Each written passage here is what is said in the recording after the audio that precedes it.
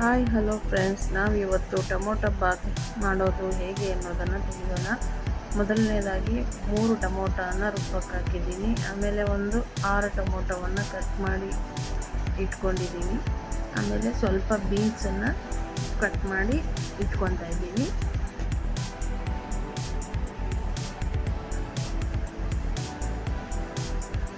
ಆರು ಟೊಮೊಟೊ, ಸ್ವಲ್ಪ beans cut ಮಾಡಿ ಇಟ್ಕೊಂಡಿದ್ದೀನಿ.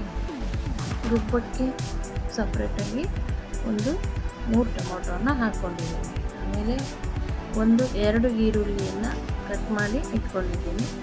ಆಮೇಲೆ ಗ್ಯಾಸ್ ಮೇಲೆ ಕುಕ್ಕರ್ಗೆ ಎಣ್ಣೆಯನ್ನು ಸೇರಿಸಿ, ಎಣ್ಣೆ ಕಾದ ನಂತರ ಅದಕ್ಕೆ ಸ್ವಲ್ಪ ಕರಿಬೇವನ್ನು ಆ್ಯಡ್ ಮಾಡಬೇಕು.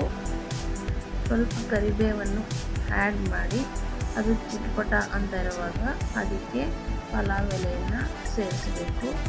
ನಂತರ ಸ್ವಲ್ಪ ಚಕ್ಕೆಯನ್ನು ಸೇರಿಸಬೇಕು. ನಂತರ ಪಲಾವ್ಗೆ ಏನೇನು ಐಟಮ್ಸ್ ಬರುತ್ತೆ ಅವನ್ನೆಲ್ಲ ಸ್ವಲ್ಪ ಹಾಕ್ಕೋಬೇಕು.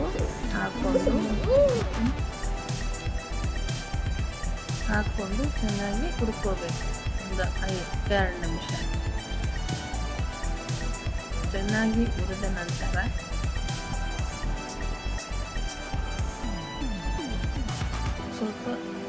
ಹುರಿದಾಗ ಸ್ವಲ್ಪ ಸ್ಮೆಲ್ ಬರುತ್ತೆ. ಹುರಿದ ನಂತರ ಈರುಳ್ಳಿಯನ್ನು ಆ್ಯಡ್ ಮಾಡ್ಕೋಬೇಕು.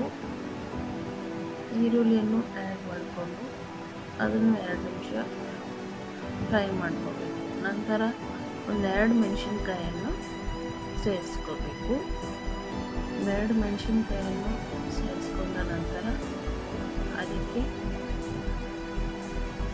ಕಟ್ ಮಾಡಿರುವಂತಹ 6 ಟೊಮೊಟೊವನ್ನು ನಾನು ಸೇರಿಸ್ಕೊಳ್ತಾ ಇದ್ದೀನಿ.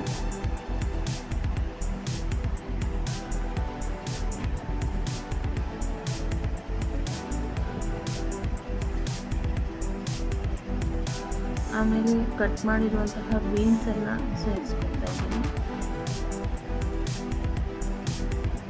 ಆಮೇಲೆ ರುಬ್ಬಕ್ಕೆ 3 ಟೊಮೊಟೊ ಹಾಕಿದ್ದೀನಲ್ವ, ಅದಕ್ಕೆ 1 ಬೆಳ್ಳುಳ್ಳಿಯನ್ನು ಸೇರಿಸ್ಕೊಂಡು ಅದನ್ನು ರುಬ್ಕೊತಾ ಇದ್ದೀನಿ.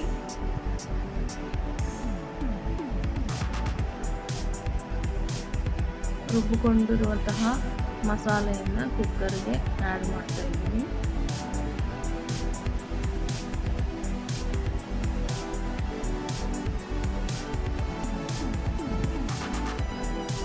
ಆ್ಯಡ್ ಮಾಡಿಕೊಂಡು ನೀರನ್ನು ಸೇರಿಸ್ಕೊಳ್ತಾ ಇದ್ದೀನಿ. ನೀರಂದರೆ ಒಂದು 2 ಲೋಟ ಅಕ್ಕಿಗೆ 4 ಲೋಟ ನೀರನ್ನು ಸೇರಿಸ್ಕೊಳ್ತಾ ಇದ್ದೀನಿ. ನೀವು ಎಷ್ಟು ಲೋಟ ನೀರು ಅಕ್ಕಿ ತಗೊತೀರೋ ಅಷ್ಟು ಅಂದರೆ 1 ಲೋಟ ಅಕ್ಕಿ ತಗೊಂಡ್ರೆ 2 ಲೋಟ ನೀರು, ಈ ರೀತಿ 2 ಲೋಟ ಅಕ್ಕಿ ತಗೊಂಡ್ರೆ 4 ಲೋಟ ನೀರನ್ನು ಸೇರಿಸ್ಕೋಬೇಕು. ನಂತರ GRB ಅವರ ಟೊಮೊಟೊ ರೈಸ್ ಪೌಡರನ್ನು ಹಾಕ್ಕೊಳ್ತಾ ಇದ್ದೀನಿ ನಾನು ಸ್ವಲ್ಪ. ಆಮೇಲೆ 1 ಸ್ಪೂನ್ ಖಾರದ ಪುಡಿಯನ್ನು ಸೇರಿಸ್ಕೊಳ್ತಾ ಇದ್ದೀನಿ. ಸೇರಿಸ್ಕೊಂಡು ಆಮೇಲೆ ಅದಕ್ಕೆ ಉಪ್ಪನ್ನು ಆ್ಯಡ್ ಮಾಡ್ಕೊಳ್ತಾ ಇದ್ದೀನಿ.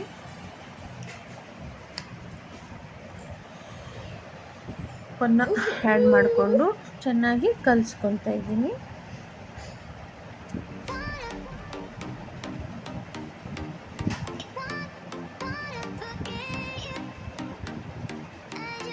ಚೆನ್ನಾಗಿ ಕಲಿಸ್ಕೊಂಡು 2 ಲೋಟ ಅಕ್ಕಿಯನ್ನು ಸೇರಿಸ್ಕೊಳ್ತಾ ಇದ್ದೀನಿ.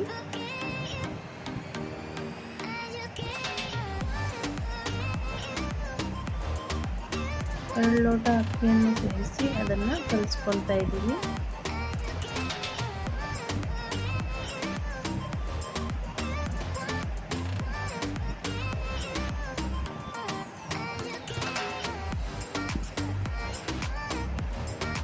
ಆಮೇಲೆ ಲಾಸ್ಟಲ್ಲಿ ಕೊತ್ತಂಬರಿ ಸೊಪ್ಪನ್ನು ವಾಶ್ ಮಾಡಿ ಕೊತ್ತಂಬರಿ ಸೊಪ್ಪನ್ನು ಹಾಕ್ಕೋಬೇಕು.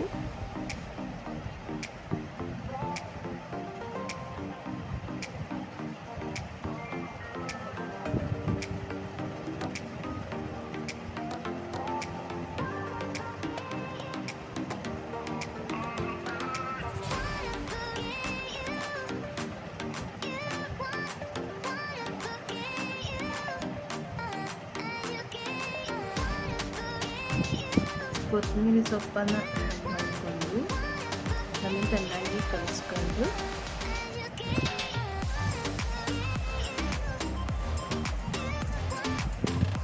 ಅದು ಕುದಿದ ನಂತರ ಕುಕ್ಕರ್ ಮುಚ್ಚಳವನ್ನು ಮುಚ್ಚಬೇಕು. ಕುಕ್ಕರ್ ಮುಚ್ಚಳವನ್ನು ಮುಚ್ಚಿ 2 ವಿಸಿಲನ್ನು ಕೂಗಿಸಬೇಕು. 2 ವಿಸಿಲ್ ಕೂಗಿದ ನಂತರ ಟೊಮೊಟೊ ಬಾತ್ ರೆಡಿಯಾಗಿರುತ್ತೆ. ನೀವು ಟ್ರೈ ಮಾಡಿ ನೋಡಿ ಫ್ರೆಂಡ್ಸ್, ತುಂಬ ರುಚಿಕರವಾಗಿರುತ್ತೆ. ತುಂಬ ಸಿಂಪಲ್ ಆಗಿರುತ್ತೆ ರೆಸಿಪಿ, ತುಂಬ ಈಸಿ ಆಗುತ್ತೆ. ಇಷ್ಟ ಆದರೆ ಲೈಕ್ ಮಾಡಿ ಫ್ರೆಂಡ್ಸ್, ಶೇರ್ ಮಾಡಿ ಆ್ಯಂಡ್ ಸಬ್ಸ್ಕ್ರೈಬ್ ಮಾಡಿ. Please subscribe for my channel.